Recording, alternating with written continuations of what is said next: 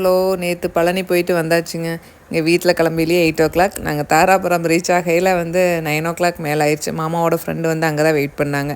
So அங்கே போய் அவங்கள பிக்கப் பண்ணிவிட்டு அப்படியே போய் சேர்ந்துட்டேன். நாங்கள் கிட்டத்தட்ட பழனி போய் சேரையில் 11 o'clock ஆயிடுச்சு. அவங்க வீட்டில் போய் டீ சாப்பிட்டு தான் போகணும் அப்படின்னாங்க. சரி ஓகே அப்படின்னு சொல்லிட்டு டீயை சாப்பிட்டு நாங்கள் ரீச் ஆகையில் 11 o'clock மேலே போகையில் ஸ்டெப்ஸில் தான் போனோம். ஏன்னா ரோப் கார் இருந்துச்சு, போகலான்ட்டு தான் பார்த்தாங்க.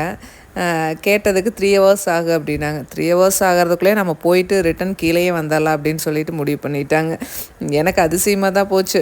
நடக்க மாட்டாங்க அப்படிங்கிற ஒரு மைண்ட் செட்டில் தான் போனேன். மாமா அது கொஞ்சம் தூரம் மேலே போனோன்னே பாதி ஸ்டெப் போட்டோன்னே என்னால் முடியல, நான் இங்கேயே இருக்கேன், நீங்கள் போய் கும்பிட்டு வாங்க அப்படின்ட்டாங்க. சரி ஒன்றும் பிரச்சனை இல்லை, ஒரு 1/4 மணி நேரம் வெயிட் பண்ணலாம், டைம் இருக்குது, ஒன்றும் வெயிட் பண்ணிவிட்டு மேலே போய் கும்பிட்டுக்கலாம் அப்படின்னு சொல்லிட்டு எல்லோரும் வெயிட் பண்ணி சரி வாங்க அப்புறம் போகலாம் அப்படின்னு சொல்லிட்டு போனோம். அப்புறம் கொஞ்சம் ரிலாக்ஸ் ஆகிட்டாங்க, ஒன்றும் பிரச்சனை இல்லை. வரையில் கொஞ்சம் சீக்கிரமாக தான் வந்துட்டோம். வரையிலையும் பார்த்தீங்கன்னா ரோப் காரில் தான் வரலான்னாங்க. சரின்னா போனதே இல்லை, சரி போய் பார்க்கலாம் அப்படின்னு ஒரு ஆசைக்காக வரையில் போகலான்னு. சார் அதுவும் 1 hour வெயிட் பண்ணணும் அப்படின்னாங்க. சரி 1 hour வெயிட் பண்ணுறதுக்கு நம்ம குயிக்காக போயிடலாம் அப்படின்னு சொல்லிட்டு ஒரு 1/4 மணி நேரத்துலையெல்லாம் கீழே வந்துட்டு சரி கணக்கம்பட்டி போயிட்டு வந்துடலாம் அப்படின்னு சொல்லிட்டு அங்கேயும் போயாச்சு. கிட்டத்தட்ட ஒரு 2-2:15 மலை விட்டு இறங்கிட்டோம்.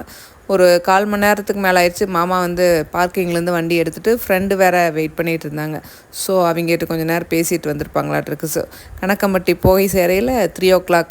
அங்கே போனோடனே பசிங்க, போய் சாப்பிட்டு தான் சாமி கும்பிட்டு இது நாங்கள் ரெகுலராக வாங்கக்கூடியது வாங்கிட்டு வந்தாச்சு.